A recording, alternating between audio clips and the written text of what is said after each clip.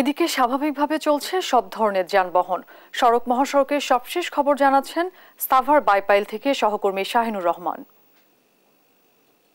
যেমনটি বলছিলেন, আমি কিন্তু এই মুহূর্তে আছি সাভারের বাইপাইল মোড়ে। আপনাদেরকে জানিয়ে রাখি যে কারফিউ কিছুটা শিথিল হওয়ার পরে আমরা দেখেছি সাভার, আশুলিয়া এবং ধামরাইয়ের যে শিল্প অঞ্চল থেকে শুরু করে সব অঞ্চলে কিন্তু যান চলাচল অনেকটা স্বাভাবিক আছে, এমনটি কিন্তু আমরা দেখতে পাচ্ছি। এবং সাভার, আশুলিয়া, ধামরাই থেকে কিন্তু অনেক যানবাহন দেখেছি দূরপাল্লার, যে তারা দেশের বিভিন্ন জেলায় কিন্তু সেরে গিয়েছে। ইতিমধ্যে আমরা কিন্তু দেখেছি যে সড়ক মহাসড়কে যান চলাচল থেকে শুরু করে অটো রিক্সা, ভ্যান এবং লেগুনা, ছোটো বাস, সব গাড়ি কিন্তু আমরা দেখেছি চলতে কোনো রকম বাধাবিঘ্ন ছাড়া। আপনাদেরকে যদি জানিয়ে রাখি যে আবদুল্লাহপুর থেকে যে বাইপাইলের যে রাস্তাটা আপনি দেখতে পাচ্ছেন, অনেকটা কিন্তু যানজটে নাকাল হয়ে আছে, আমরা সকাল থেকে দেখতে পাচ্ছি। এবং আরেকটি বিষয় হলো সপ্তাহের শেষ দিন হওয়ায় কিন্তু অনেকটা মানুষের মধ্যে কিন্তু ব্যস্ততা বেশি দেখা গিয়েছে। এবং ইতিমধ্যে আপনারা জানেন যে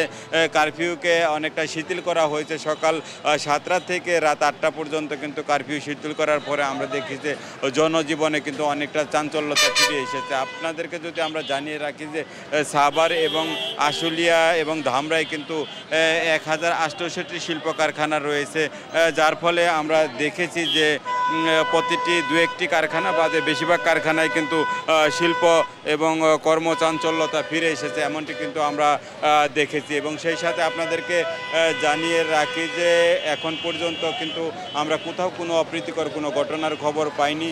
এবং সব মিলিয়ে বলা যায় যে সাভার, আশুলিয়া এবং ধামরাই যে আগের যে চিরচরিত যে কর্মচাঞ্চল্যতা সেটা ফিরে এসেছে।